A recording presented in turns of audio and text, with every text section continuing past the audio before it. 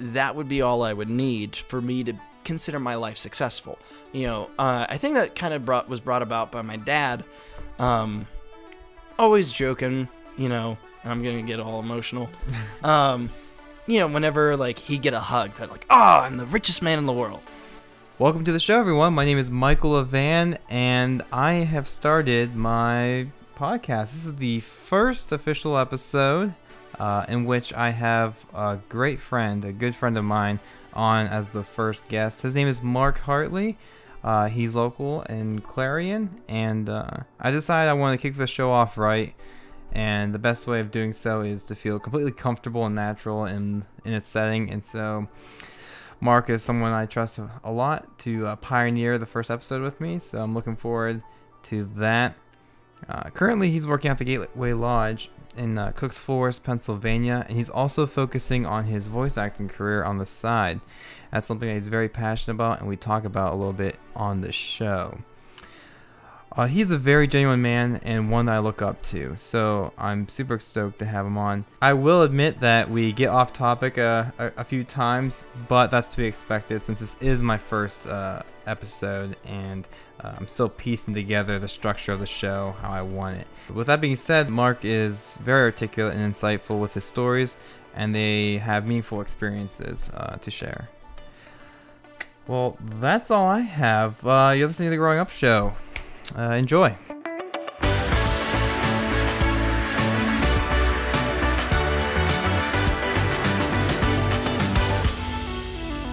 You're on NPR.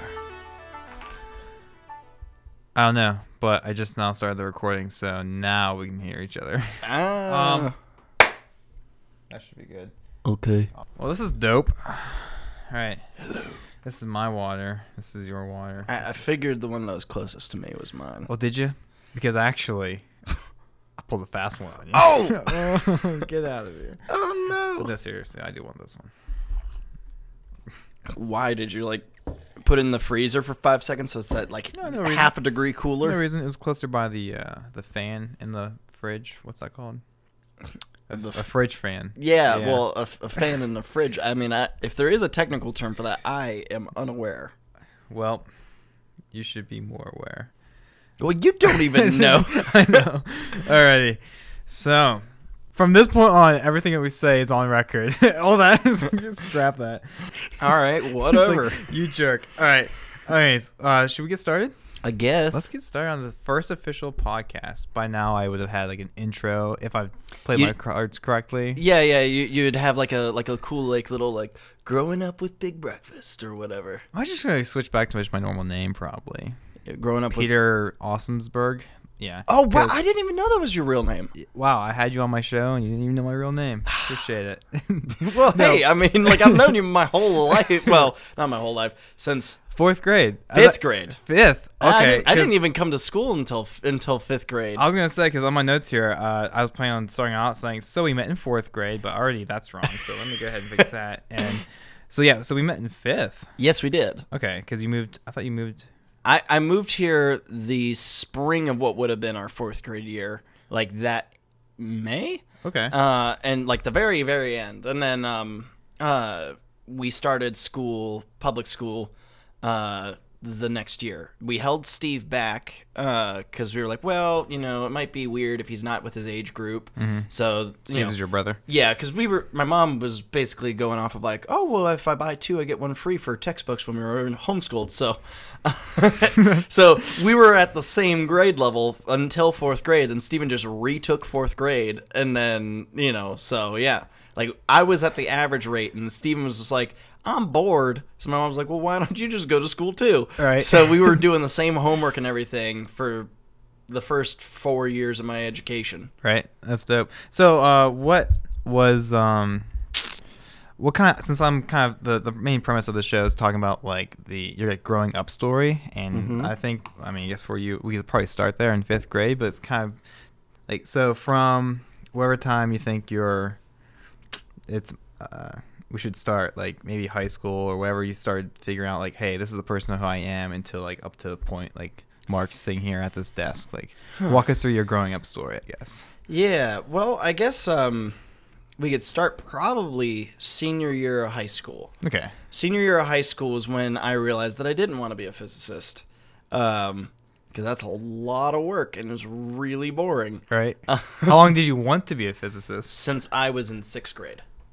Well, that's a long time. Yeah, like I knew beyond the shadow of a doubt. Everyone was like, "Oh, you're gonna be a lawyer. Oh, you're gonna be this. Oh, you're gonna be that." And I was like, "No, physicist." In 6th grade, though, you're like, "This is what I'm gonna be." Well, so by the time I was in 8th grade, I was on the board for the Oil Region Astronomical Society.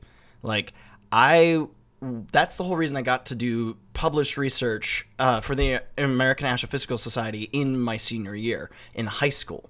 Like, I got to do that because I had impressed enough people back when I was a lot younger. And, like, you know, over the course of high school from, like, I'd say probably 9th or 10th grade on, I was like, well, maybe not physics, but, like, probably physics. Mm-hmm. Like, it's something I'm good at. It's something, you know, that kind of thing. And then I actually did the research, and I realized I really, really, really hated it. Like, I mean, I like the cool, like, I'm going to this convention center in LA. I get to, like, read up on all of this interesting research and stuff. And I'm really interested in, like, the conceptual aspects of astrophysics and things like that. Like, I like the ideas of hunting, you know, exoplanets and studying our place in the grander cosmic scheme of the universe in the physical sense. And, you know, so all of that really interested me. But it was like the actual science bit. All the hard work. The math bit, the sitting, looking at infrared telescope pictures and then having to adjust them for the rotation of the Earth, because it was a terrestrial-based telescope we were getting pictures from. It was the Sophia telescope, which was like a infrared telescope mounted on a 747, flown high in the atmosphere, and then it would take pictures throughout the year. And then we were like, oh crap! Well, throughout the year there's a tilt, and so then the object kept rotating slowly throughout the year as we got more and more pictures, and so we had these really low resolution images. I mean, they were high resolution, like higher than any of these cameras, but the object was so small that, like, when you blew it up to, like, a reasonable size, it was, like, real pixely. Right. And how we actually did our research, we did spectroscopy. So we went and looked at the makeup of the light to determine what kind of elements were in the object. And so the boring part, which, like, for me, that's cool. It's like, dude, I'm literally telling what something is made out of because of the light it emits. Mm-hmm. Like, that's cool. But then, like, oh, well, how do I actually do that? So you take this image, you copy paste into Excel, and then you... Like Excel, not even like Photoshop or anything. He's like, well, okay, spreadsheets. maybe there was like a separate thing. I just know that what we did was we viewed the image, and then we would just literally go pixel by pixel, one by one. And granted, it's really grainy, but like... Right. Still, there's like easily 1,000 pixels in a picture. Oh, easily. Yeah, absolutely. You know, like, I mean, like, even if it is like, you know, this tiny pinprick that's just blown up to like this size, still like 1,000 pixels. Especially because I know a lot of photos people usually post on like Instagram or online, and be like, the standard seems to be like 300 pixels per inch or something. So well, yeah. So it was like, and we're talking like a high quality camera as well. And so we're literally going one. And then what we had to do is, at every pixel, write the X and the Y value on this graph. And the XY value was the brightness. And then, like, that's the contrast. That's where Excel spreadsheets would come in that. Well, yeah. So we would enter those into the Excel spreadsheet. And then we would just go, you know, we would label it like, you know, like, picture 067-1 AB. And then, you know, like that, like you'd whatever title that particular portion of the Excel book by the picture. And then, you know, you'd do the, like, you know, you go around pixel by pixel, writing down the two values, and then you put in some special math formulas and stuff like that to actually get it to translate into a cool graph, which looked cool. And then I had to write the first draft of the paper. Like, we had, like, you know, NASA JPL scientists and things like that. And they were the ones that basically gave us the pull to get this cool telescope. And their names got on the paper. But, you know, really it was just me and this kid named Jake Horner from Keystone. We got to work with a local astrophysicist, Tim Spuck, on like the project, and so we were just the research interns who just 371 comma -271. It's a very tedious stuff. yeah like and so, whatever became to all this, like, because I totally forgot that you did this like work for NASA and stuff. But then what was your next step? Well, it was right then I was like, man, I'm really not that interested. Like it hit me inside, but I didn't want to let anybody know, so I kind of just kept it sitting there. So like I went through like the orientation for Clarion and all of that stuff as a physics major, and like I think it was like a month before classes started, I was like, psych, I'm gonna be a post-secondary English ed or post-secondary ed English. It's like a teacher. Yeah. I wanted to be an English teacher, and then I was like, oh man. I went and started working on that, and then I was like, I'm bored. So then I was like, well, maybe I should go back to physics. So then I went back to physics, and then I got bored of physics. So then I went, I think like that same semester, like switched to theater. Like it was like the first week I was like, nah, and switched to theater, and then I was like, oh, I ended up getting like a pretty big role in spite of being a theater major. So then I was like, well, okay, then I'm just like, I don't need this.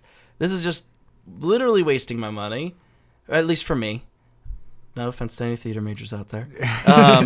And so I can say that's the same for like art and stuff. Like, people always say like, oh, you don't need college to get like, well, you like don't. An art degree. Exactly. But then people even say that to the craziest things, like, oh, you don't need a degree to be like a nurse. Like, what are you talking about? Like, yeah, you do. Yeah, but, like, you do. I think this progressive like cultures that people realize once. I don't think they really mean what they mean. I think when they get out, they realize, wait, I'm not like, why do I need this piece of paper? It's not the piece of paper that gives you qualified to the job. It's like all the work and the studying. Like, well, yeah. And for me, like, it was one of those things where I was like, I don't really need this.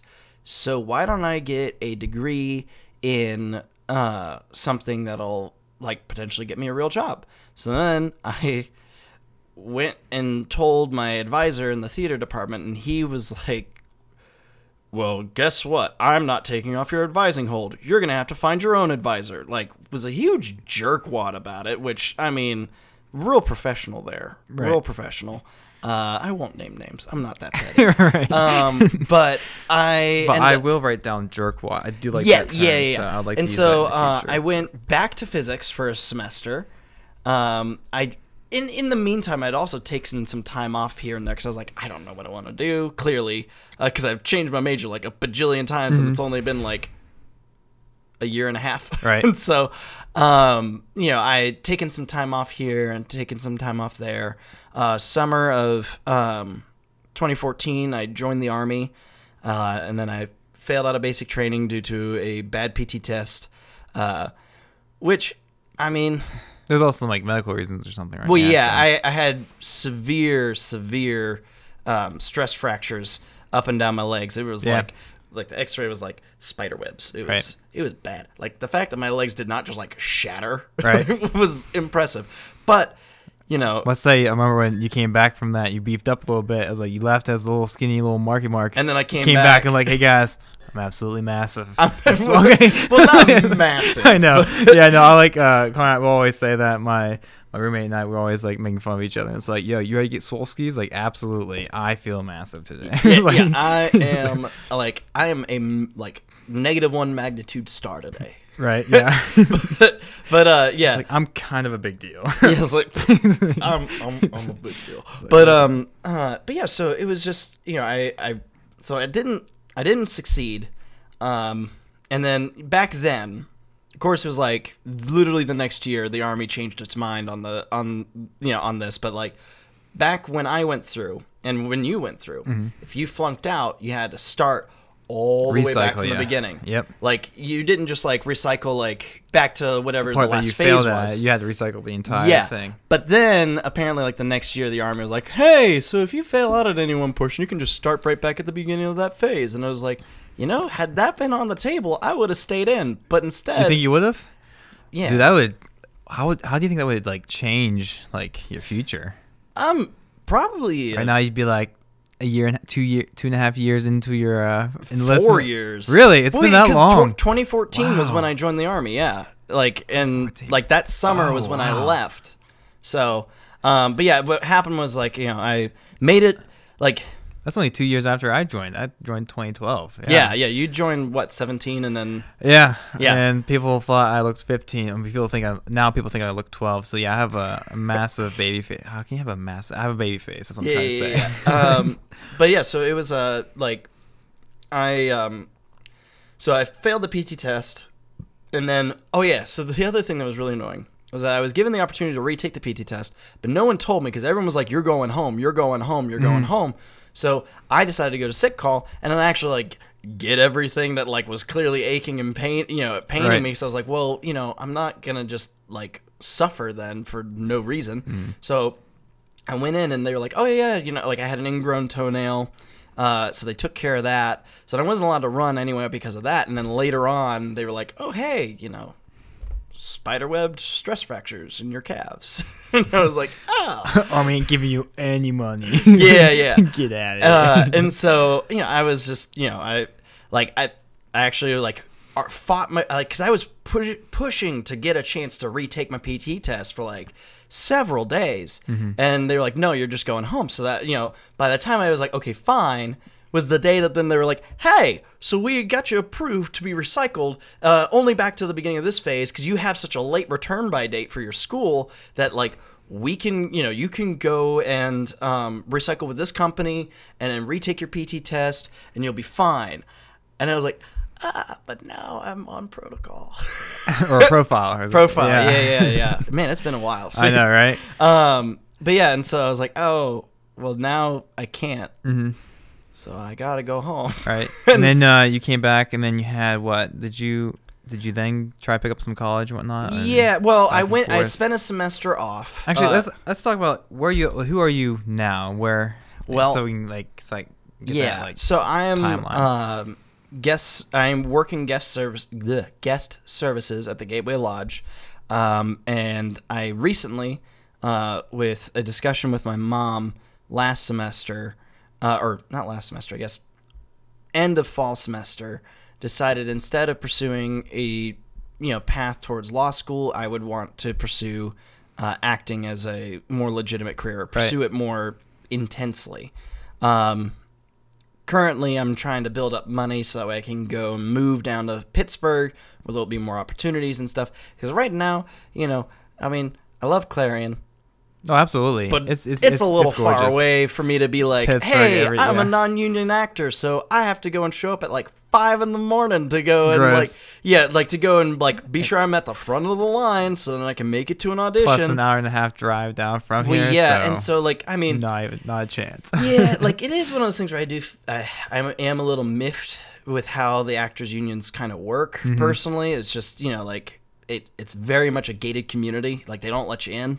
You have to, so for example, in order for me to be, in order for me to get an audition for most shows that are union, pay grade and I would then become a union member, I would have to, I have to show up to auditions that are open for even non-union members.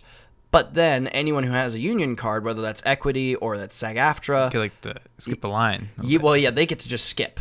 And I have to sit there and let them skip and let them skip, and then if they get to you, if they get to me, then great. If they don't, well, tough luck. You're not a union member. Yeah. And it's and you can't just buy your union membership. You can't just be It probably has something to do with networking with people a bit. Well, so in order to become a union member, for most acting unions, you have to be a part of a union production or a union aligned production. So you have to, Disney is actually probably one of the greatest opportunities, but I am not that talented as a dancer and stuff for stage.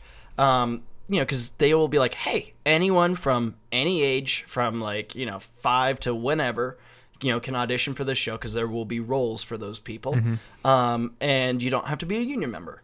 And so then it's an open call, and then you get a fair shake. They're usually really good about trying to like see everybody and all that stuff. And then like if you get in, hey, now you got a union contract. After you finish that, then you can sign up. You become union eligible, and then you can be like, yeah, I want to join the union, and then you pay like your initial sign up fee, and then you're a union member. And granted, you can't do anything that's not any more work that's non-union, but then you are guaranteed, like, for example, for equity, now I think it's like, you get paid something like $2,000 a week if you're like going for like a Broadway show. Like, even if you're in the chorus, you're getting like minimum $200,000 or $200,000 $2,000-ish dollars a week. That's still good. $2,000. Well, yeah. Every 2 weeks or every week. And really? Yeah, and how it works is like even if you show up for 1 hour, you get $2,000. You get whatever your negotiated contract amount was. Okay. So would it be okay? So if you're like a big time star, you obviously can negotiate for a higher pay rate. And I mean, granted, it's been a while since I looked at all that stuff, so maybe my numbers and stuff are a little out of date. Right. But you're still looking to like make pursue. I want to do more voice work now. Yeah, I don't think. Like, as much as I enjoy stage, and it was like kind of the birthplace of my acting bug, I would rather do like voiceover in cartoons, video games, those kinds of things. Just because I do have a fairly wide vocal range where I can do various characters and things. So like I feel like I would be more challenged doing that versus me being in musical theater. They hear me speak. And they're like, okay, well, that's a 10 or 2 or 1. He's probably going to get either like romantic lead or big supporting character if he's going to get a role. If he's not, then he's just going to be, 10 or 2 or 1 on the chorus. And like, I feel like I could do more than that. Dude, speaking of doing more than that, I might have to have you do your own intro for this video. With the voice. No. We can, like voice acting. Can you give us one little taste of because we like last summer we taught ourselves how to play D&D. It was you and I was like, Mark, I've always wanted to learn how to play Dungeons and Dragons. We need to get a group of guys together and start learning. And you're like, yeah, me too. I've always wanted to do that too. So I bought all those like the 3-star books, like the Monster the Player's Handbook, Monster Manual, and Dungeon Master's Guide. And then you and I, we just like read them and just like taught ourselves, creating characters, and then we just like, hey guys, we got some buddies over and we just played. It was awesome. And then that's when you kind of started like diving into some voice acting because you really got into it. So I like for me. So whenever I play D&D, I like coming up with a voice for the character. I know. For some people, they're in it just, to roll dice and hit things. They're the murder hobos, which there's nothing wrong with being a murder hobo in D&D. But for me, I play it for the story and for the character. So I like to pretend to be another person. So I come up with vocal characteristics and things like that. So like my first character, Adoric Fugel, he started off more classic British, but then I was like, well, I gave him a German name and all that stuff. I need to work on a German accent. So I started working on my German accent, and it's gotten pretty good. I mean, it's not perfect, but it's something. And he's a little classic German, knight, kind of honorable, stand-upping, of upstanding moral character, that sort of thing. And then I came up with what's her name? Isilfara Sabea for me, a elven mage. And so it's not a perfect woman's voice, but it is something a little better than, just like, right. That's cool.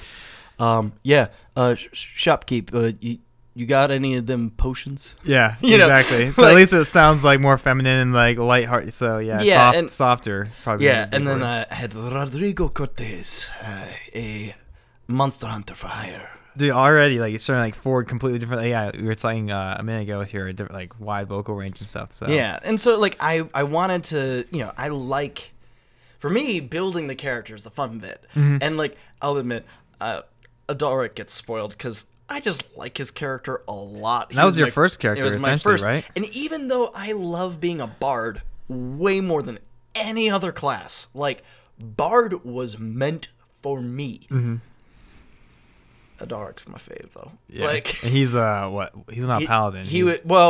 So actually in every iteration, every iteration he's ended up turning paladin.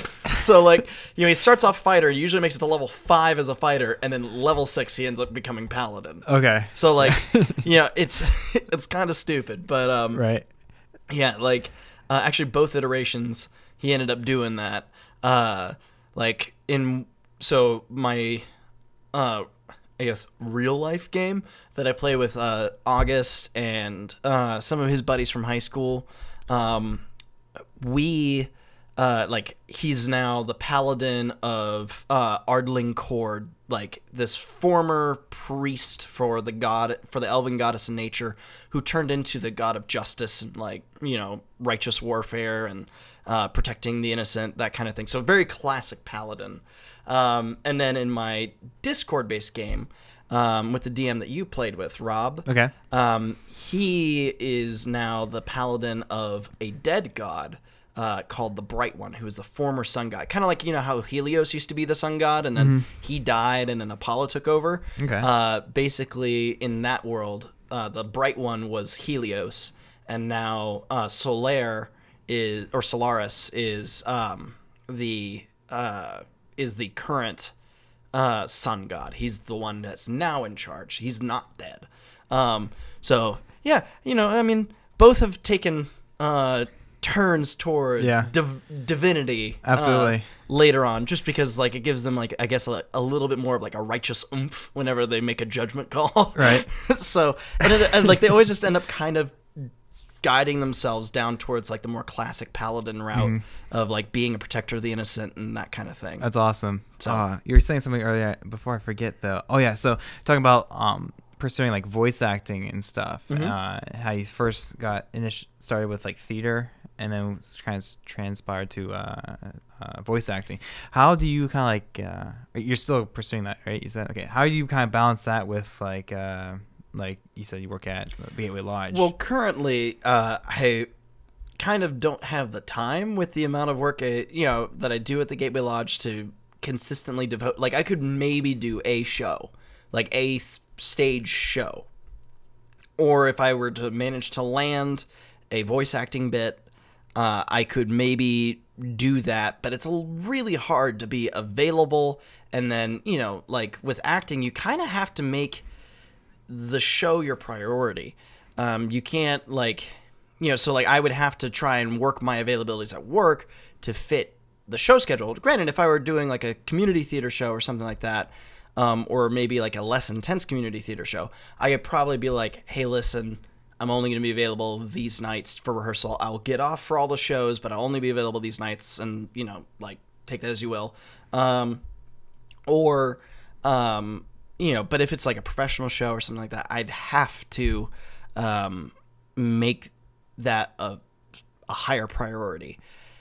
And right now, I'm mostly concerned about trying to build up the money so that way I can make that more risky move of going to Pittsburgh or someplace where there's more opportunity. Absolutely. So it's currently just working. Yeah, exactly. Yeah, I can relate to that a lot actually, because I have this ever since I'm not sure if it was even as early as my sophomore year in college, but definitely by my junior year at college, I got this sudden interest in making videos and stuff, and hence this podcast. I love. Well, I think you've had that interest since our senior year of high school, but I remember summer of senior year, I think that was the year that John, you and I went kayaking almost every day.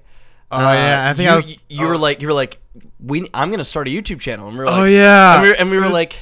Okay. Yeah, sure. Just the idea, though. Yeah. So I was. So you've been young. interested in it for a long time, but I think you didn't finally cross that bridge until probably latter half of freshman to middle portion of sophomore year. Right. I don't think I started. Yeah. I think if I go back to my first video I uploaded, don't watch it because it's absolute trash. There's no content. Don't get content until probably last year a little bit. Oh come on. No, we had our tabletop games. Oh yeah, you're totally right. I started that early too. Yeah. No, you did. Okay, you started that pretty quick after. Okay. You know what? So yeah. But then so it's kind of hard to balance. Like, sometimes I would just create just for the sake of creating. I just want to edit something. Well, yeah, you're like, hey, Mark, you want to? Can I come over to your house and watch you pour water? Yeah, yes, get out of that. But the thing I was talking about how I can relate to is that you have like a day job essentially. You have to support yourself, right? You can't like pursue your dreams if you have no money. You have nothing to stand by. So, and it's almost hard to think like, oh man, like but all these other people like they seem to be making it and stuff, but you never realize how much work they're actually putting into it, or maybe they are lucky and they just had everything handed to them from like I don't know, rich parents or something. but yeah, being able to kind of find time for both and having the foresight to hey, this is a passion of mine and I want to pursue it, and it's gonna come to the top. I just have to prepare myself and pay them bills to get to that point. So that's awesome. Yeah, well, living at home, not exactly cool, but yeah. Save some money. Right, absolutely. Save money for that when you go to Pittsburgh. Yep, yeah, exactly. So, but yeah, that's kind of where I'm like trying to get to, Mm-hmm. And I mean, I'm in the meantime, what little free time I have, I'm being a huge honking nerd and playing either a lot of D&D or video games. Absolutely. So, well, it's about a half hour in. Since this is my first podcast, I want to go and double check all the cameras, make sure they're still rolling, because there's this thing called Magic Lantern, and it's like a hack for your cameras to keep them rolling, because initially they only record for like a half hour, then they stop. But with Magic Lantern, it'll stop and pick right back up. So you don't have to. I'm gonna take one quick look at that. Feel free to have another sip of water and do sweet nothings to the microphone while.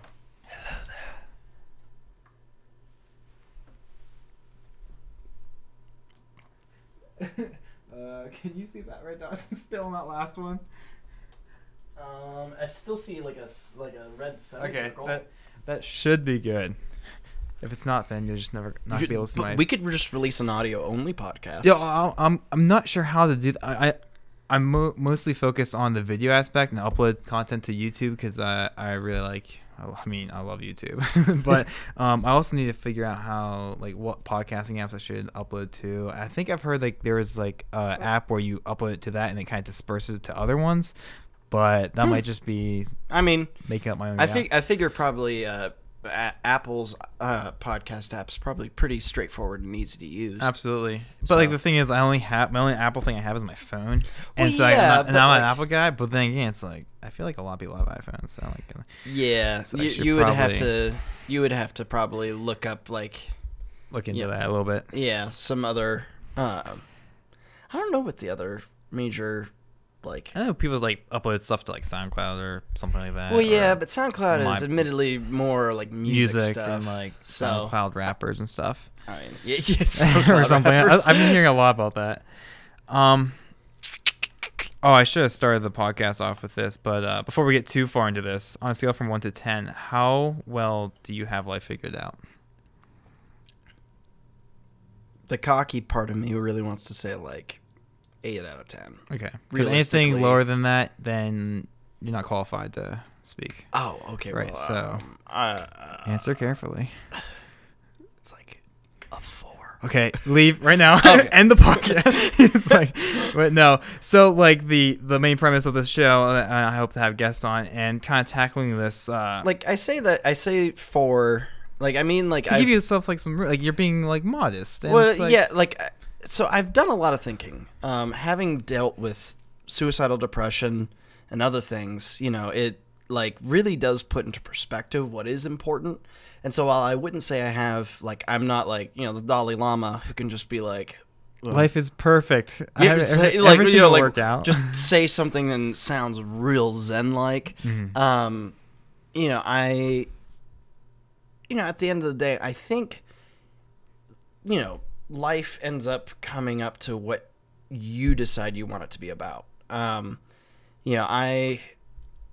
personally am more of I would say an existential nihilist as far as my cosmic philosophy, mm-hmm. which is I don't believe that there is any grander purpose to the universe, but I do believe that it is worthwhile to come up with one for yourself. And I think that you can have a very fulfilling life, despite maybe there not being any real meaning behind any of the grand events that happen.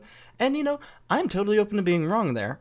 But, I think that coming up with a reason for your existence, like, well, I'm here now. What am I going to do about it? And you going out and finding something that you're passionate about, something that is worthwhile for you, I think that is really what, everyone should strive for. They shouldn't necessarily strive for what other people tell them to do, or tell them to believe. They should come up with their own beliefs. Like, I mean, I'm one of those people that, like, how it's like 98% of kids, like, politically align with their parents. I'm a part of that 2%. Yeah. So, like, I mean, I've kind of been raised to think on my own and be, and value integrity and value me coming to my own conclusions on things. And so I think that has helped spark me from going from, I feel almost like a near photocopy of my parents to like somewhere around like 10th, 11th grade. I just went and did like a 180. And then like a year and a half ago, I did like a 90. And so now I'm not like back towards your parents or further back towards my parents. So okay. like I did like, I started off this way and then I did like a 180 and I was this way. And now I've done a 90 and I'm like right here. Okay, so I was like, I did a 180 and then added an extra 90. So I'm just completely like keeping. yeah. I'm so far away. But like I think for me, it's one of those things where as you grow and mature, a good healthy attitude or a good way to look at it is if you think about yourself and you think about what you think of the world and your just core philosophy, if that hasn't changed in the last 5 years, you have not done enough living. You've kind of you've been playing it too safe. You need to go and challenge yourself. You need to like go out there. Like you don't have to leave the country or leave the state to have a cool life-changing experience. You just have to go find something interesting or I'm a philosophy major, so or was. So I definitely feel that everyone should take a philosophy class because I think that it enriches your life in ways that like take a fun philosophy class, like like a pop culture or like something about like there's like a philosophy of the Lord of the Rings or something like that. Like whatever suits you, I think you should take that philosophy course because at the end of the day, you end up covering a lot of stuff that is really useful. When I first went in as a philosophy major, I was borderline Marxist, like hardcore left. Okay. And you said Marx? What's that? Marxist is someone who basically subscribes to Karl Marx's general economic theory, which also kind of leads into more of like a political theory as well. Okay. So I believe like big government always good, that private industry usually is terrible. It screws somebody over. And I was really hardcore on that. Like I had challenged myself when I was younger and I was very conservative. Mm-hmm. And, so then like I challenged myself by exposing myself to new ideas and then like I changed my ideas, but I went really hard one way. And then I wasn't being very critical in my thought processes about what I believed. And so then in philosophy, I started, like having to sit there and like listen to like opposing ideas. And then had to actually learn how to think about my ideas critically, like do some critical self-reflection on some of my ideas. And I became really obsessed with that because I really liked the idea. Because how like the Bible says, as iron sharpens iron, a man sharpens another man. For me, as as iron sharpens iron, ideas sharpen ideas. And so focusing on what are the core tenets of my belief system? Why do I believe this? Why do I think this way? And then like analyzing a problem, like a complex problem like abortion or a simple problem like, whether it is morally permissible to run a red light. Like I find those things really interesting. Mm-hmm. And I will sit there and I think about it and I think, why do I believe that it would be okay to do this? Why do I believe it's not okay to do this? And through that, I ended up actually going from like really hardcore left to like center left. Like I'm now like, all right, like in like just a smidge over like to left being like liberal, right? Yeah, and left then, like, being is liberal. There something past liberal and something past conservative, like far left, far is that past yeah, that, so generally, okay, so liberal means you support the free flow of ideas, you support like almost unchecked liberty for the individual, that kind of thing. And like unchecked liberty as in like you don't believe the government should ever tell you like you can't live your life how you wish to live it. Right. Now, conservatism is kind of the same thing in the core idea of like you don't want the government to bother you. Now, liberals, I guess, believe that there's more utility in government to facilitate that. So like liberals supported the legalizing of gay marriage. Conservatives, they want the government to not tell them how to dictate, like they don't want the government to dictate their lives, but they also tend to self-regulate a lot more. So like they generally are more ethically conservative. So like, they believe that you should be morally responsible for all of your actions. Like whether or not you intended to, you accidentally ran over this person on the highway. Like, you should be charged with a crime, even though it was completely not your fault, like, or not entirely your fault, as in the sense of like, you didn't go out there to kill a person. You went out there and then you got distracted because there's some noise and you looked and then this person tried to cross the road and you hit him.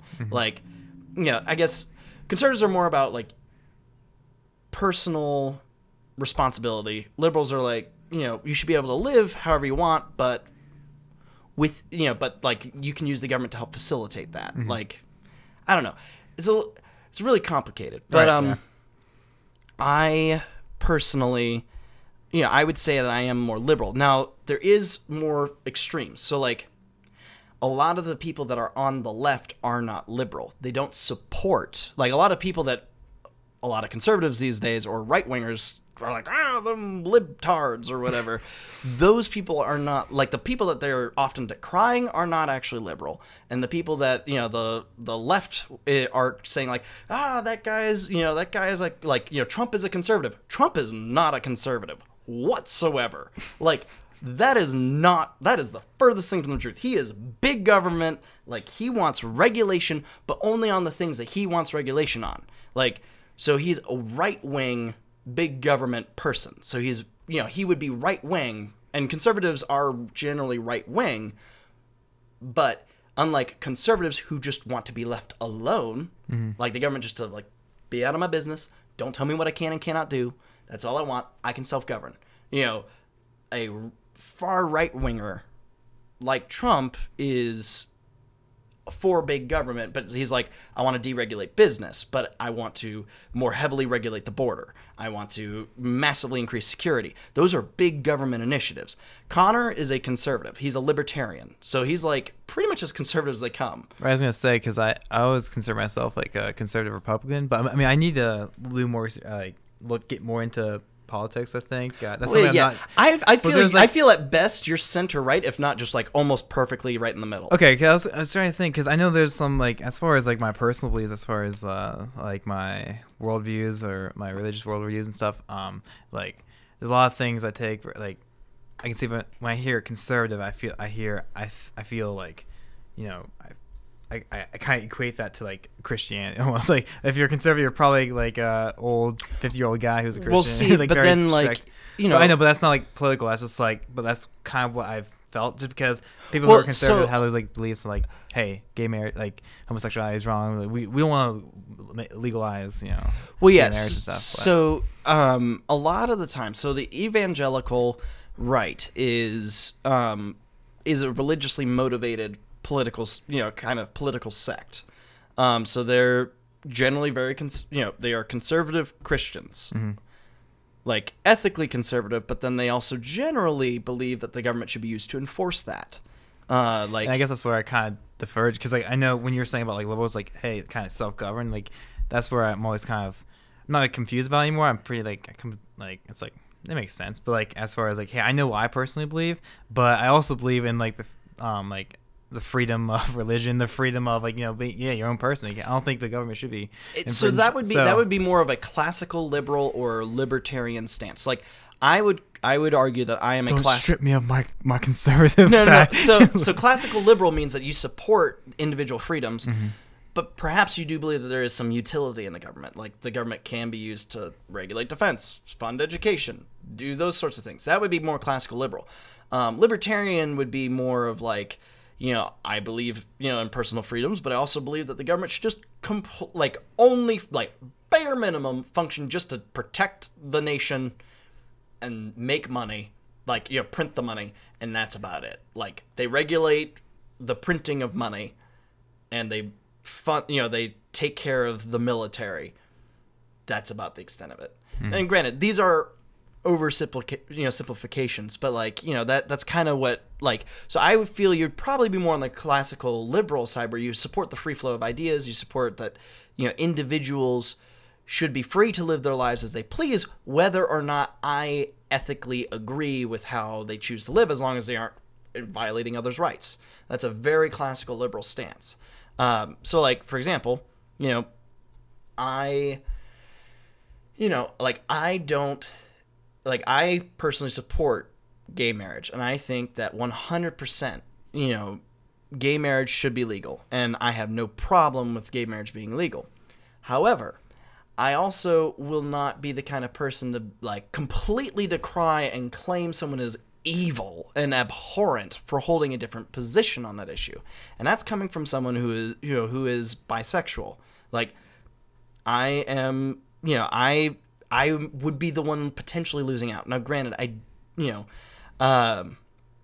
I feel like you should be allowed to live your life as you please, and others who don't agree with you should be allowed to live their life as they please. That's why, issues like abortion, totally get that there is nuance. I am not one of those people that's you're restricting women's rights, or you're just murdering babies. I get that there is actually a lot of, at the core of it, it's just a difference of core, personal ethical beliefs.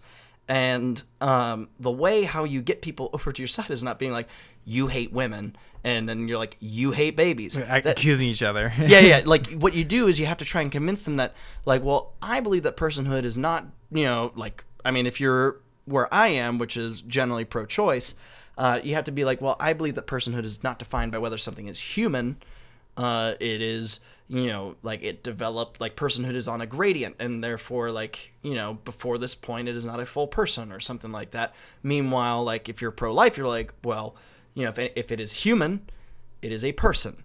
And you have to try and convince the other person at their core belief to come over to your side in order for you to actually make progress on the issue. You can't just be you're stupid. No, you're stupid. That doesn't work. I don't even know. I kind of rambled. I don't know about you, but I've had luck with them. You're an idiot. It's I'm coming to your side. No one ever says that. No. Yeah. Right. I wouldn't say you ramble, but probably try and get back on topic here. People are like, "Wait, is this a political podcast?" No. Yeah. Sorry. Yeah. Sorry, guys. Freaking Mark. There's a lot of good stuff. I really personally that's something I need to get into more, is kind of get into politics and stuff. But well, yeah. So I guess the gist is spend time critically thinking about yourself. Think about your beliefs. Think about what you feel your purpose is. Mm-hmm. And if you haven't actually sat down and thought about it, you probably haven't lived a super fulfilled. If you're feeling right. my life is pretty empty, right. and you go back and reflect, and you're I haven't actually challenged anything exactly. that I truly believe in a long time, might be worthwhile to go and revisit that. And you said when you had this first, you said 180. What point in your life was that again? 10th or 11th grade. Okay. Ninth grade, I was still hardcore, right wing, very, very much that. And then I think 10th grade was when I was I kind of was I'm apolitical. I'm not, I don't really have an opinion. 11th grade was when I was I have hard opinions on things. I am very left leaning. I'm pro-choice. I'm, I'm pro-choice. I'm pro-gay marriage. I'm pro all of this, all of this more progressive stuff. And then it was I was pretty much that way, and then getting more and more extreme as the years went on. And then suddenly it was about 3 weeks after election night, when Trump won, was when I kind of hit a sort of awakening, where I was I have not critically thought about anything I believe as far as politics goes in a long time.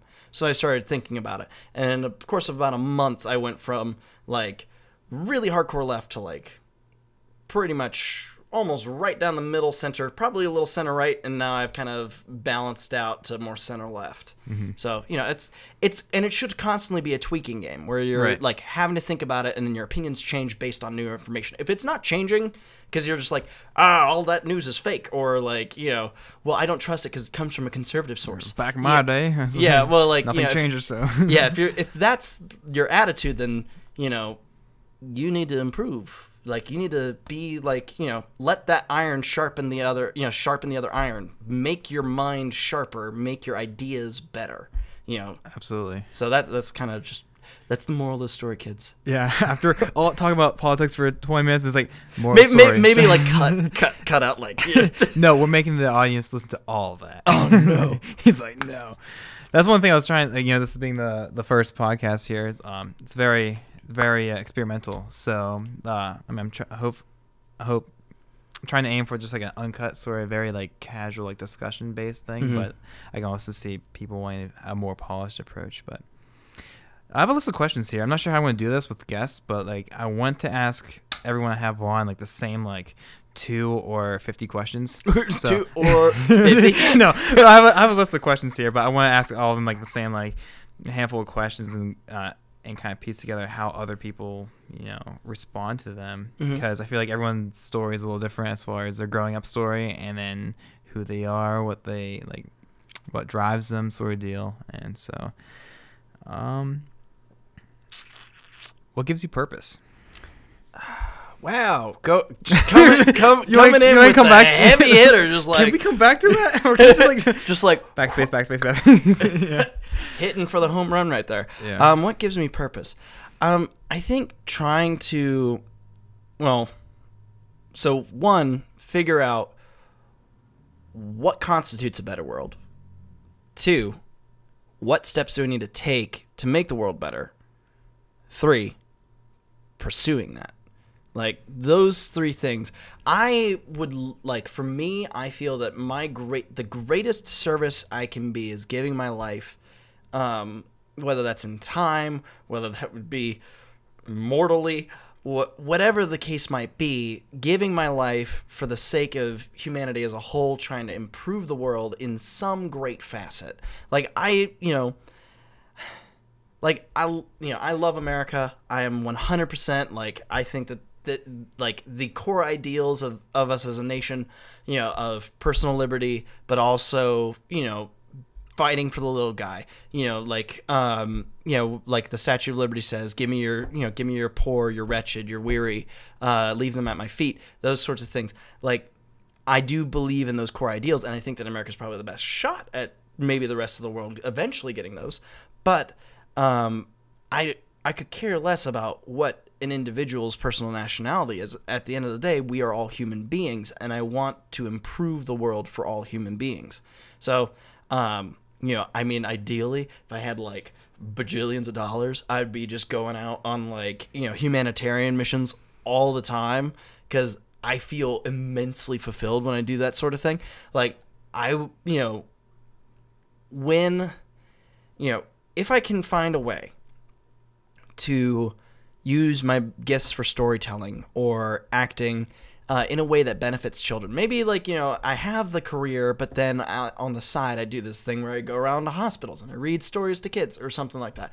Or maybe I DM Dungeons and Dragons for kids, help them, like, perhaps even those that are in like terminally ill wards and things like that. So they feel like they have some agency, those sorts of things. That drives me. That, like, the idea of being something that brings greater good into the world than, takes away. That is the core of what I think it truly means to be human. And that's what I say would drive me, is that I want to make the world a better place. Regardless of how I go about it, I want to improve the world and make it a better place than when I came here. Like, when I finally bite the bullet and I'm out, I want the world to have been like, oh yeah, that Mark guy, I guess, he did some good stuff. He's all right. Yeah, he did all right. He wasn't a jerk. He wasn't an a-hole. He's all right. So yeah, that would be what I'd say. That's awesome. I copy paste that answer. It's like copy paste. Yeah. I think we probably already touched on this, but this might have some overlap. That's another thing I have to do with these questions, kind of refine them. But so you're getting these raw, you're getting these uncut. Did I even like look over these before I typed them up? Before I asked you? Question. Yeah. Did I even look over? What are you most passionate about? Well, I think I kind of hit that with what drives me is. See, so that seems like to be some overlap there. Well, yeah, like I think what gives you purpose, and what are you most passionate about? Well, what I'm most passionate about, I guess, I guess, like if we're talking hobbies, I am most passionate about anything that has a story.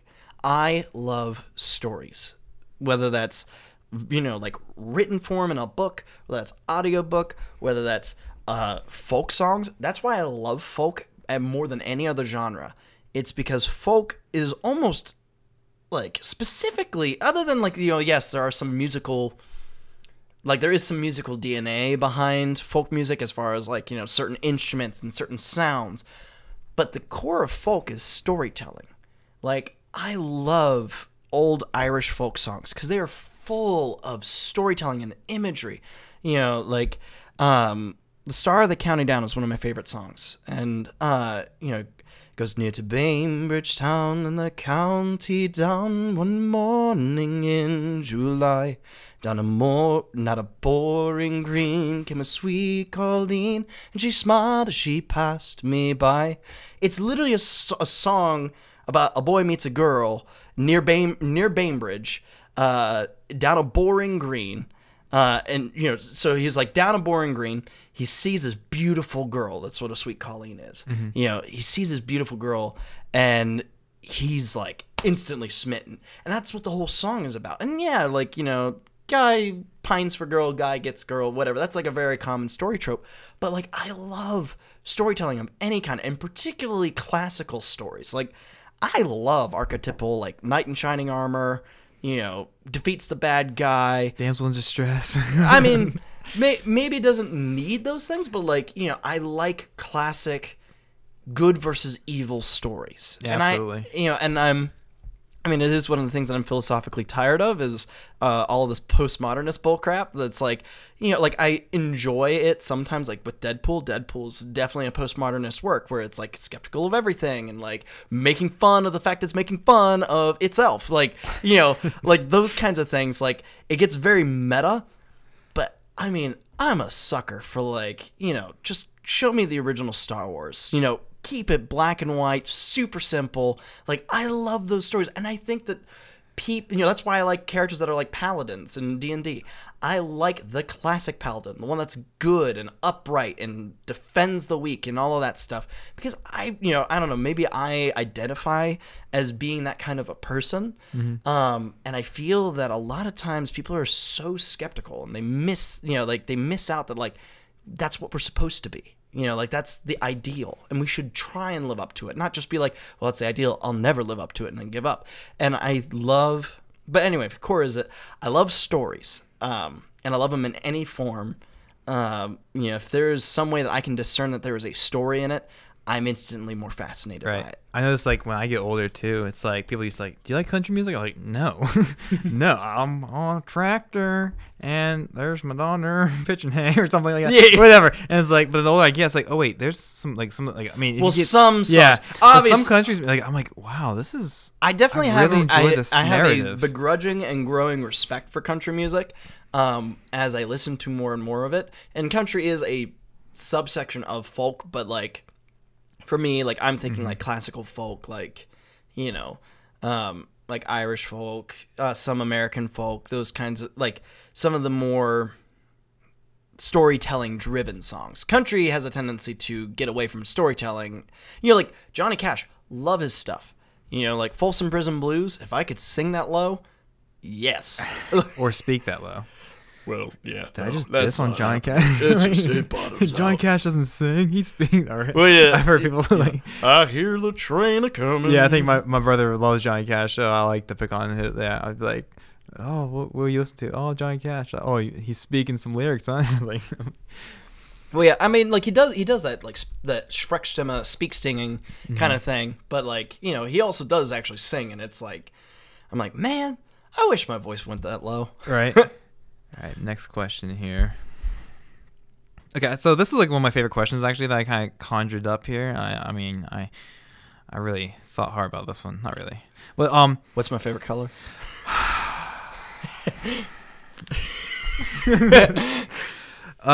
Seriously, like, yeah. What color? What is your favorite color? I like. Let me think. Green? No. Blue? Yeah. Oh, nice. But actually, I'm liking blue a lot. As far as like color to wear, I like blue. So yeah, red's my favorite that's the color. thing is like I kind of alternate between blue and red, and the reason why is so this is an interesting like fact I'm gonna drop on you. Well, series of facts. So color mix blue and red. It gets color purple. actually affects us psychologically, like, and also sometimes physically. Mm-hmm. So red makes you impulsive, makes you more aggressive, makes you feel more powerful. Teams in very strength-based physical sports that wear red, if they were given a blue jersey, won't do as well consistently. Like over testing, they won't do as well. I've heard that somewhere too, like that, like red versus blue sort of deal. Like even in video games, So blue usually is more meticulous and takes like objectives. So if you're playing like a strategy game, you want to be blue because blue makes you stop and think and be more reflective and all that stuff. And like I mean that's part of like the whole color scheming of Target versus Walmart. Target charges a little bit more for things, but they're also very red. So then you're like, oh, I'm just gonna go and like, it's kind of part of the whole mysterious, like people will be like, oh man, Target's that one place that you go there to buy one thing and then you walk out with a cart full of stuff, and it's like, it's a little bit of psychological manipulation on their part. But yeah, it's a really cool phenomena. Red light helps your body physically heal faster. Makes no sense, but it also makes you less depressed. Like, like in really like in Sweden and Norway, like really far northern Scandinavian countries and cities, they actually install special red street lamps because like they will go for their winter, they will go for several weeks without sun, and their suicide rate will jump up dramatically. So to help improve that, when they found out that this actually like can help reduce suicide rates, they had started installing these special red street lamps that just kind of line the city streets, and their suicide rates drop. So like, and meanwhile, blue can cause you to be a little bit more depressed, but it also makes you more self-reflective and all those things. And there's tons of positives behind it. So I kind of bounce between red and blue, but I probably prefer blue a little bit more. Right. The biggest reason why I like blue is because I just look much better in blue than red. I feel like a red t-shirt is like the worst color and worst shirt I can wear. It's just a red t-shirt. Well, okay. I don't think a red t-shirt's probably the worst, but and one with those like the pockets. Oh yeah. I like t-shirt. Pockets. Well, I mean, on a button-up shirt. That well, no, but I like pockets on any shirt because, like, I like to stick my Yeah. I don't like having my weirdos. Yeah. Well. Well, show's over. Yeah, my phone's dead. No. Yep. But yeah, like I like sticking them in. I like having that extra storage. Like I know it's really dumb, but I like having it where it's easily accessible. Like whenever I'm at work, I always like stick extra. Like I stick a pencil in my ear, but then I'll stick any like particular writing utensils. Which way? Usually point out, whether it's in this year or this year, doesn't really matter. Oh, so not like straight in. Right. Yeah. Yeah, I use it instead of a Q-tip. You answered that like I was being serious, but then you're like point out. Like he took it as a real joke. I was trying to go for that. Yeah, that was dumb. Wow, I'm gonna scrap that. Well, there was a question that I think I derailed you from. How did we derail that? I'm looking at the question. You were like, okay, now here's a real serious one, and I was like, wow. Is that your favorite? What's your favorite color? Yeah. Wow. So whatever that question was, that man, we missed. You are the king at that. I'm sorry. Oh my gosh. Not really. Okay, so here's a serious question. What's your least favorite color? Sorry. Oh. Yeah, and then you go on a tangent. Electric pink. Yeah. Hey. Highlighter green. What advice did your parents give you as a kid that you're only now appreciating as an adult? Well, mine is don't touch the stove. Wow, so deep. I think just generally, like this has kind of been a thing that I've been raised with my whole life, and I think it's just something like it's not something that I'm just now appreciating as an adult. I think I've appreciated it almost my whole life. Maybe there's like a little phase between like 18 and 20 where like I was like, whatever, like I'm doing my own thing, like who cares? But and it's whenever I get into a little bit of trouble, like I do something kind of dumb or like selfish or self-centered, that kind of thing. It's usually my mom who's the one that does that. She's like, why did you do that? And it's like, well, I don't know, I wanted the cookie, or whatever. And she's like, you know what Hartleys are supposed to do? And then I'd be like, the next right thing. And for me, I think that always searching for the next right thing to do, regardless of the situation, whether I'm like stressed out at work because like got angry people on the phone, got angry people at the desk or something like that, or like just a bunch of people at the desk needing my attention all at once, like that kind of thing. I search for the next right thing. What is the quickest way for me to solve everyone's problems? Like if I'm suddenly find myself like someone has just revealed some really deep and dark stuff to me, what is the next right thing for me to do? Like, clearly I shouldn't just make a joke, but like, I, as much as I might want to get out of this situation, because I don't feel I'm qualified to help you talk through like X situation, I know that you probably need someone right now. So what should I do? I'm going to do the next right thing. I'm going to stand there and try and figure it out as best as I can. Yeah. And so I think that it's not necessarily that I'm appreciating it now and as an adult. I think it is that, like I've always appreciated it, but I didn't realize the gravity of its effect because it was just always something that like my parents were just like, like, what do Hartleys do? The next right thing. And like it was just something I was supposed to regurgitate whenever like I'd done something stupid and I knew it was stupid and my mom like knew that it was stupid. Right. So she's trying to coax me into being like, that was stupid, I'm sorry, but like with saving my pride a little bit. Right. Like that was what I think it was originally intended, and I think it's had a lot grander effect than I think they would have that they had right. ever planned for it. So. That's awesome. I really like that. That's like, and that's meaningful. That's catchy. That's such a, I mean, yeah, that really makes you think about like. It's my presidential slogan whenever I run for office. Yeah, I'm not gonna vote for you. Oh, no, with a slogan like that, how do you? Yeah. It's like, I'm not gonna vote for you either. Like, oh. It's like, well, I wasn't planning on running, so yeah. Joke's back on you. Well, I wasn't planning on. And then I have nothing back. Yeah. So you won that one. But yeah, that's awesome. I think what people usually do, like, so I'm trying to think now, if something bad happens to me, I usually just sulk. I'm like, oh man. So well, and I mean that's not to say that like, I don't do that. Like everyone falls short. But for me, one of the things my parents was, also kind of pushed on me was to always strive for excellence, strive for what I don't think I can get. Like, like, how should I react? Like, should I ever tell a lie just to make myself look better? No, you shouldn't. Like, at least not just for that purpose. Right. Even if it doesn't hurt anybody, it kind of damages your integrity if anyone finds out about it. Right. And, all around, like, lying, unless there's a really good motivation behind it, really shouldn't be something that you should, like, just do regularly. I struggle with that a little bit.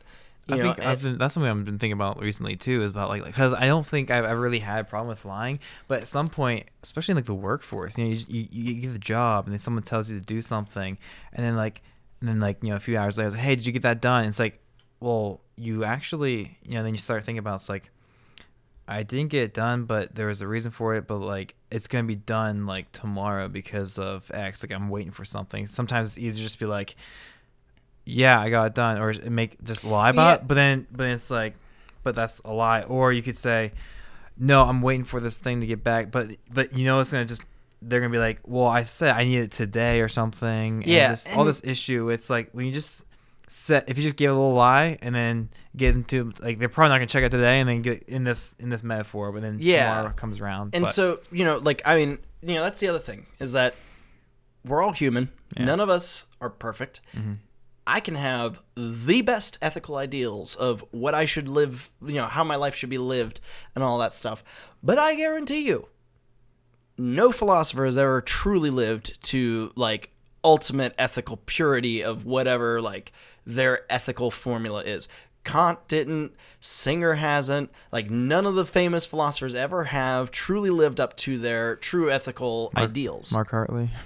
If I haven't. So, you know, and so like it doesn't matter how much you think about it and all that stuff. Like, you know, I spend a lot of time thinking about it and I think it makes me a better person. Mm-hmm. However, I do not for one moment think that I am near perfect or that I have all the answers. Hence why I said 4 instead of the 8 that I was jokingly like spitballing out there. Yeah.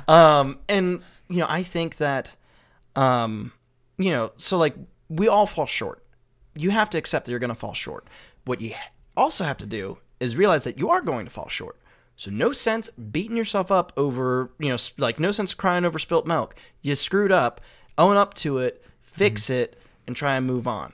Right. You know, like that sort of thing. That's something I'm that being said, what I said, I wasn't trying to say that. I was like, I don't think you took it this way either, but for people listening, I'm not saying that I then fudge the response and make it easier for me. I do say I'm totally shameless at this point because I do believe in that kind of that belief of lying is kind of just you can gain something from it, but it's just it kind of leaves a hole in yourself. You're like, and actually, I just shot a video with Dr. Phillips, who's he's a professor of philosophy at Clarion University. My favorite professor. So when you're saying get Dr. Phillips, what's up? But and the thing we just shot a video is talking about like why you shouldn't lie because it just destroys you as a person. And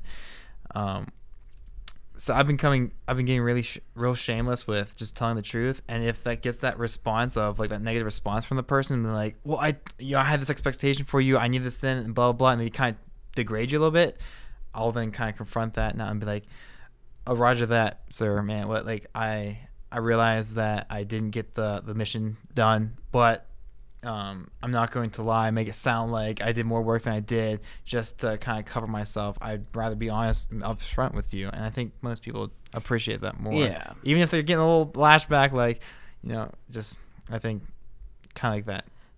Well, valuing integrity. That's Absolutely. like that's like my dad's number one lesson was like, so we grew up listening to Billy stories, which were like he would read a proverb from Proverbs and often about lying. What's Billy stories? So my dad comes up with little parables. That's what he calls them, Billy stories. Yeah. So okay. he would come up with parables about a kid named Billy who would do the stupid thing that the Bible was, or that the proverb was like, don't lie because blah blah blah. And so he would be like, he'd come up with a scenario that would be applicable to us and that we would think about and then be like, oh yeah, I guess that makes sense. And so, but his main point with almost every Billy story was, integrity is paramount. You never want to sacrifice it if you can help it. Like you should always do, the next right thing. And, you should also try to live as truthful and honest a life as possible. And I know that I fall short of that, like, probably every day. I try, but, I'm a person. I'm not perfect.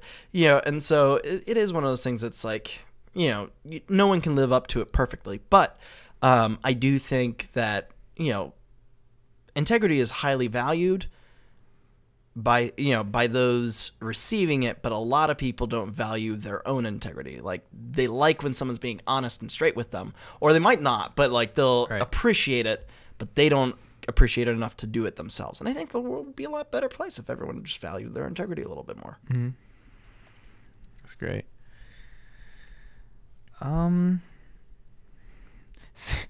Perhaps by the second guest I'll have like just a few of these I want to ask like everyone, but like I do feel like there's a lot of these like I'd love to hear what you have to say about them, so I have probably 4 more. Okay. I have them, the ones that kind of stand out in bold. In bold. Yeah. Underlined. In italics. I'm going to come back to this one. This is kind of more metaphysical, more philosophical, more abstract, I should say. Okay. This one's really kind of pertaining to what I'm trying to answer with this podcast. Mm-hmm. How do you combat the fear of not being successful later in life? Well, is this something that you've thought about? Well, by having a realistic and attainable definition of success. So success for me is being generally happy and fulfilled in life. And that would be, attained by, having a family of my own that I love and care deeply for, that cares deeply about me. I don't even need to be successful in my career. Hey, other than needing a really bad change of scenery, because, as much as I love current, I am a little tired of it. I would, desperately like to leave. But, if I were to work the same job I currently am working, just, elsewhere, but I was, I had a happy family.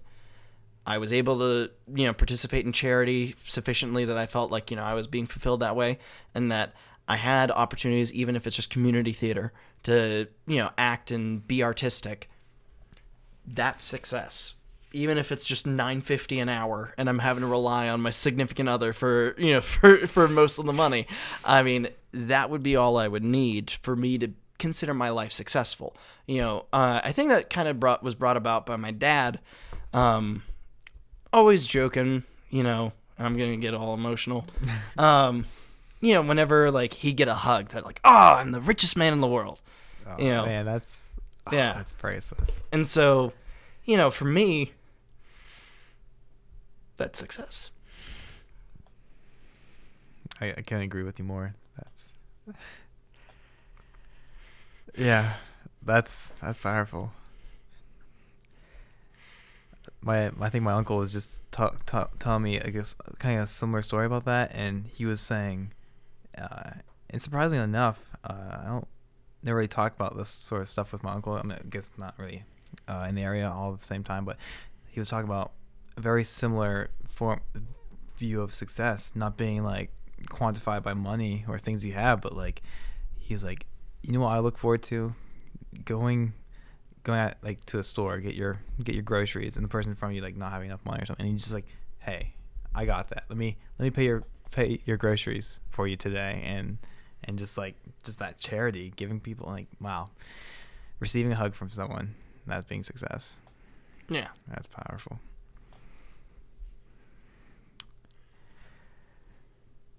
I think this is probably a redundant question, but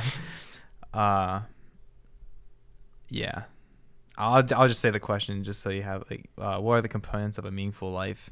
I think we've purpose, whether that's self-given or someone else gives it to you. Personally, I feel that self-given ones are far more valuable because, I guess there's always pride in something you make yourself, right? Mm-hmm.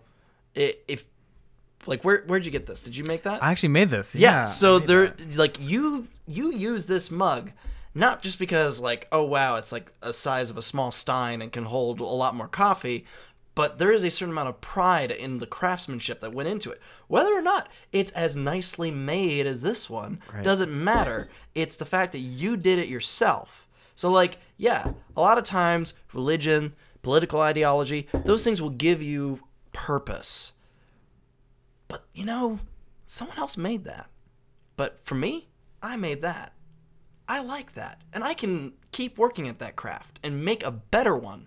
And that's kind of how I like to think of it, is with a self-made purpose, one that you give yourself. So like I said, I'm an existential nihilist. So I'm an existentialist, which means that, for philosophical definitions, means that I believe that we have to come up with our purpose for living ourselves. It's not just, ordained for us. And that is not inherently an atheistic position either. Actually, Søren Kierkegaard, I believe, was one of the original guys who proposed some ideas that later became existentialism. He was a very Christian man. He believed that, God gave you life, God created the world, God has laid out a purpose for you, but it's your job to find it. That was his view. I am more of there is no purpose, but life is a whole lot more enjoyable if you come up with one. Mm-hmm. And so for me, what was it, the 3 keys to a successful life? Or what are the components of a meaningful life? Meaningful life. So giving yourself purpose or finding purpose, whether that's through religion, whether that's through politics, or whatever you ordain your meaning from, whether that's just, I want to take care of my family and that's it. You have to come up with your purpose. But, and then 2, finding ways to enrich that, whether that is, for me, constantly thinking and reassessing arguments and things like that, or whether that's just like, I want to do something nice for my wife today, or for my husband, or for my kids. I want, like, hey, I know that I am absolutely god-awful at singing, but guess what? I just wrote them a song, and they're going to roll their eyes and groan so hard, but it is going to be so epic, and when they are older, they will learn to appreciate that. Absolutely.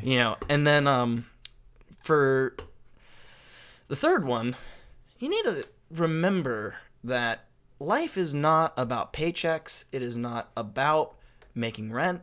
It is not about, ideally you want to have paychecks and you want to be able to make rent. Right. But, it's not about, it's not about buying nice recording equipment. It's not about buying a car outright, like being at that point where you can be like, I can spend, I can put $20,000 on a down payment for a home. Like, it's not about being at that point. It's not about the material things you have. It's about the people you share it with and those sorts of things. And recognizing that and making your priorities, your purpose in life, and how you choose to enrich it about the non-material, not necessarily tangible things, like the more emotional and fulfilling stuff. Like that, follow those three steps, find a purpose, figure out a way to enrich that or, pursue it. And then, like, I guess actually it probably should be number one, make sure, like, realize that life, whether it's meaningless or not, definitely has no meaning if you don't have friends or people to spend it with. A life lived alone is a sad life. 2, whether that's finding other people to share that life with or whatever, but you need to find a way to pursue, or you need to come up with your purpose. And then lastly, pursue that purpose. Don't just be like, well, I'm a really gifted singer, but I am not going to voice lessons, or, not going to practice singing at all. And, like, I should totally be a singer, but, I'm just going to stay at home and play video games all day. Right. Oh, my gosh. Yeah, I used to play so much video games. I still do. I know. I would like to, we were just talking about this earlier before we started the podcast. It's like wanting to play more video games again, like in the evening. I just love turning off all the lights and just, like, slaving away, playing something. It's like I do it for the social, like playing completely unrelated, well, kind of related side thing. So I found this game called Freeman Guerrilla Warfare, and I don't know if you've played Mountain Blade. Nope. Okay. That sounds like it's indie game. It sounds like a well, so Mountain Blade, I guess, is like, it's a double A game, not like a triple A game. Right. So I backed it back when I was 10. Like when it was in beta, the very first edition of Mountain Blade, it was in beta. 10 years later, they were like, hey, here is, like 2005, market 2005. It was like, Ian Hollinger showed me the game, and I was like, oh my, he had the free trial version of the beta where you got up to level 8, and that was it. And it's like a game where you build an army, and you're like in like a fake medieval land, and like, there's like kingdoms and stuff. And so he started off with that, and I played it, and that gameplay loop of recruiting troops, going and fighting bandits and fighting armies and stuff was so much fun. I was like, okay, how much is it to get the full version of the game? So at the time, it was $15 to get the full unlocked beta. So I went and I was like, Mom, Dad, here's $15. Please buy this game for me. And so I downloaded it, and then because I got it, I got a free upgrade to the full game when it was released.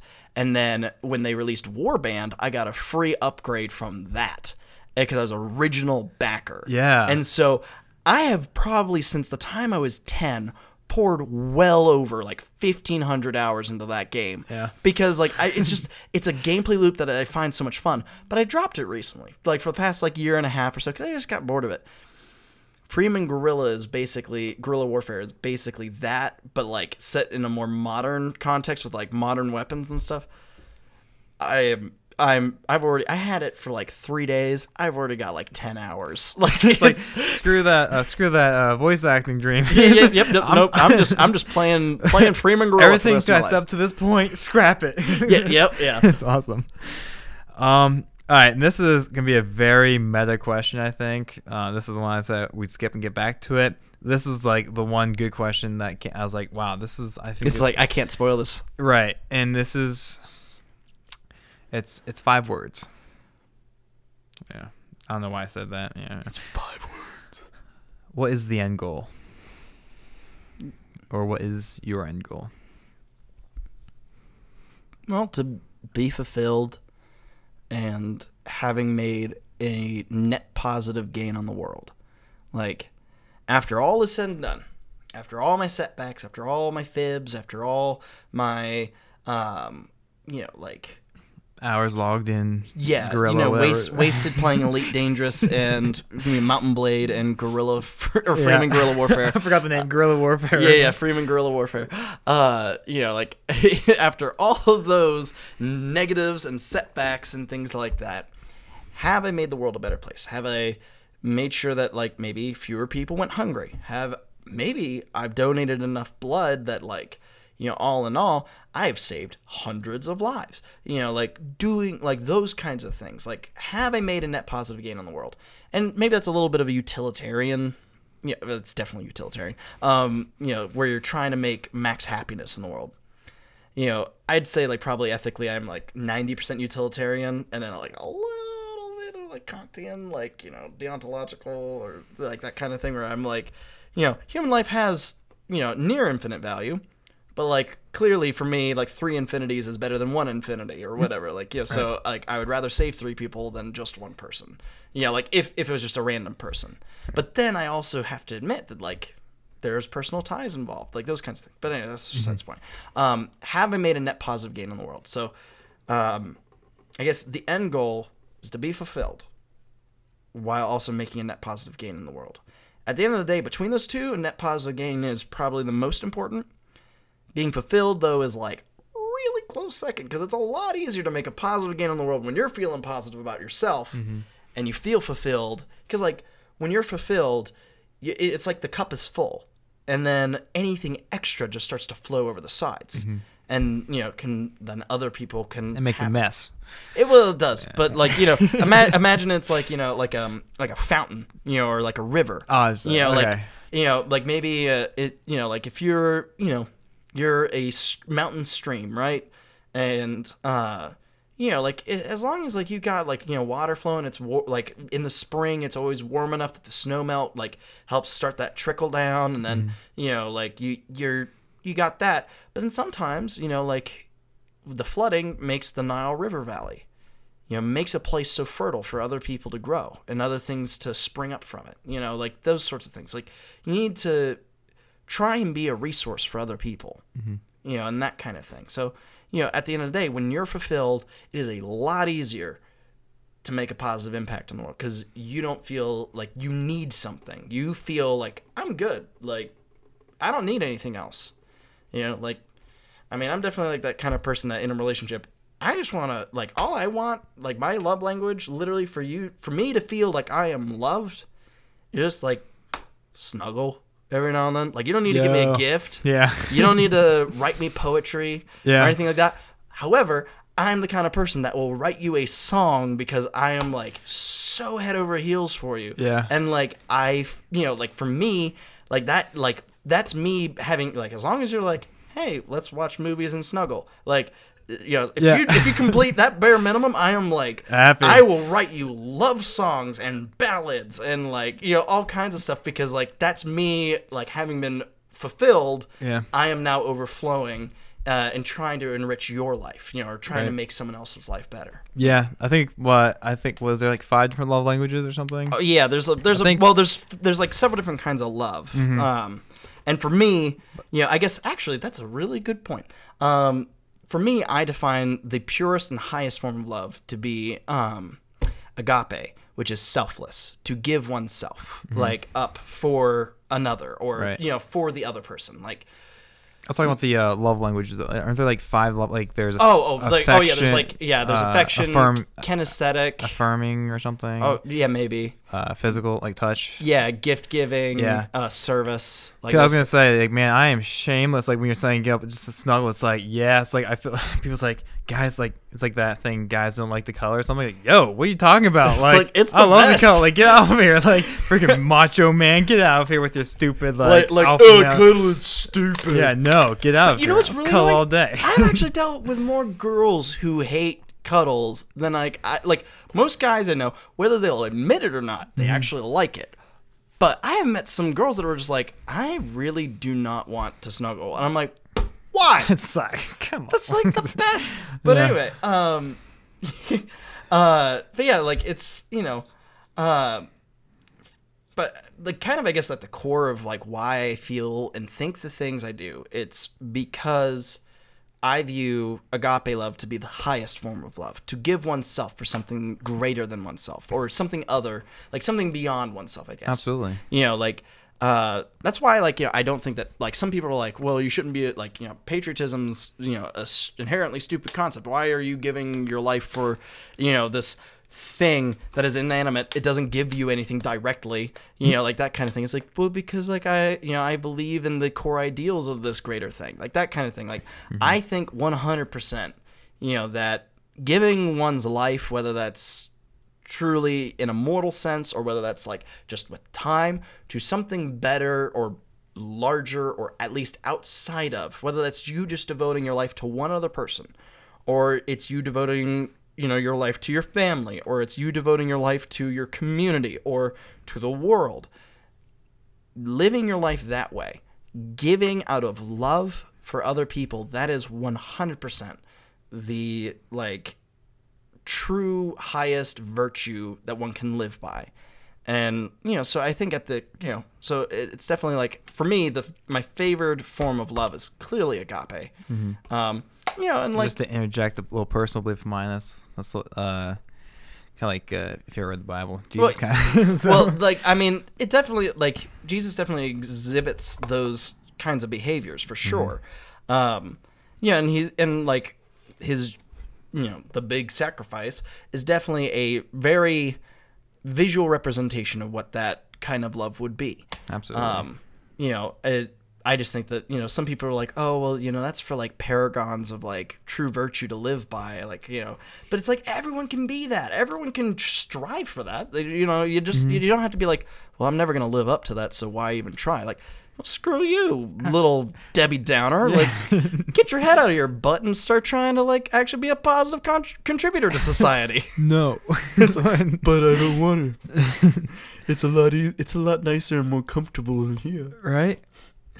Well, let me scroll through here real quick. You're definitely gonna be I hounded you with these questions.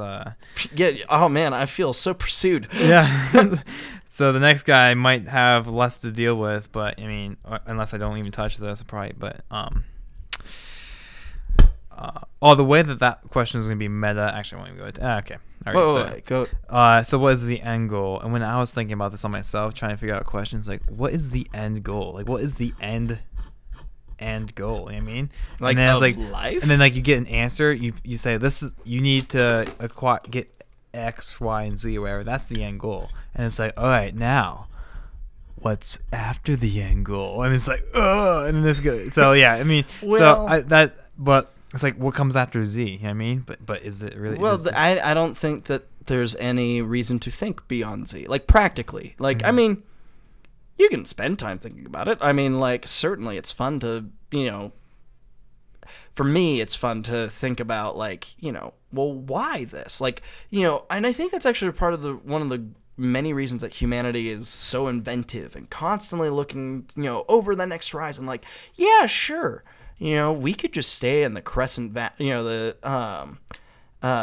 the Fertile Crescent Valley, or whatever, or in the Nile River Valley. We could just stay there. We don't need to leave. But why not go over that next hill and just see what's over there? Why not go? Because maybe there's a even greener place. Maybe there's some place that's like, like richer and more fulfilling. So we constantly ask why, and we constantly look over the next horizon. And I think that it is worthwhile to ask those things. But at the end of the day, there is a certain level of practicality in being like, well, it's good right here. Like, I've come up with this. This is the important stuff. Like contentment. Yeah, like being content is not a horrible thing.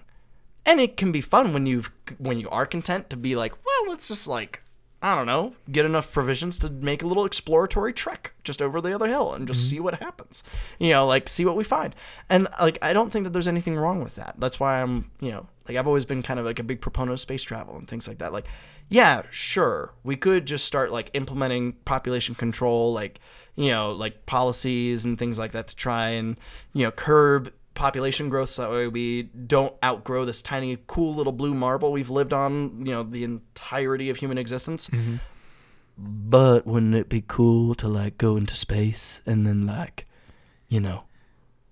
colonize Mars and like see what's over that next proverbial hill? Yeah. And like do that. Like there's no problem with that. But like I can totally understand someone in our generation who's probably not going to be like making round trips to Mars and back like anytime soon. Like that's probably not going to be like I will not be a Debbie Downer and say that we won't have someone there before we're like 40. I think we definitely will have a colony on Mars by the time we're 40. Really? 100%. Oh yeah. But I don't think it'll be like by the time we're 70 or 80, maybe routine space travel might be a thing. But it's going to be a while. So I totally understand someone in our generation being like, why even worry about it? Right. But, so like, because they're content. Yeah. They're where they're at. They're not going to go anywhere. So like, who cares? And it's like, yeah, I get that. But it's also really fun to think about like, what could happen at like 150 years from now? Like, yeah, I'll be dead and gone. But like, a lot of people won't be. Like, I mean, maybe very few people who are alive today will be. But like, I mean, come on. Like, what does the future hold? And so, like, there is a certain level of, like, practicality and just being like, well, I've achieved what I need to achieve. I don't need to achieve anymore. But also for the more, stout of heart, maybe being like, well, okay, so I've gotten everything. I have a fulfilled life. How do I make it even better? You are free to do that. That's awesome. Well, I think that pretty much sums up all I have.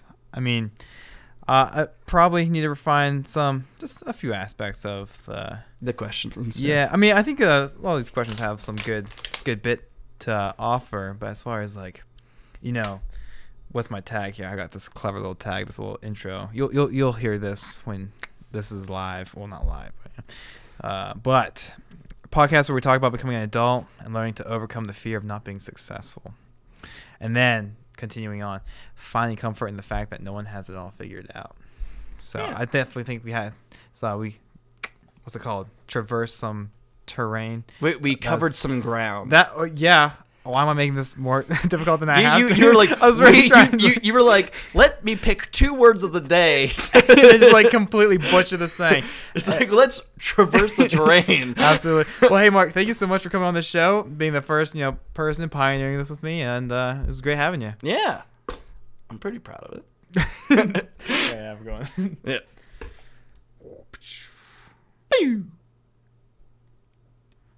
Now for the real show. Yes. Well, that's the show, everyone. Thank you so much for watching and listening to what we have to say. If you liked it, hit that thumbs up button. If you know someone who you think would also like it, go ahead and share this video with them and let them know that they should watch it. And a question to you, the audience: how do you guys define success? Comment below and let me know. What Mark said about his father finding success in a hug, to me that was pretty powerful. That was, you kind of took a step back there and thought success isn't always quantified with physical objects. So that really made me take a step back and think about how I actually define success. I know growing up in that awkward phase, moving out on your own, going in the workforce, pursuing that job, that career, the passions, you can start really quantifying success and trying to hit new tiers of success on the way. So first, I said success to me is when I can afford my own place and live on my own and make videos. Next is going to be when I don't have to go to work and can just focus on making videos. Next is I want a family, some kids, a loving wife, a house, 2 cars, 2.5 kids, whatever. Oftentimes when you reach your definition of success, it will change and grow. And so it's just healthy to think about, be mindful of that progression, and perhaps try to solidify success in a more structurally sound foundation. Instead of finding success in material things, try finding success in unmaterial things or beings. Oftentimes we doubt our own success levels when we look at someone else or we're left alone. But if we're being honest with ourselves, we're probably more successful than we give ourselves credit. That's all I have for you guys today. Stay safe. Hope you enjoyed the video, and I'll see you in the next one. Thank you. Bye.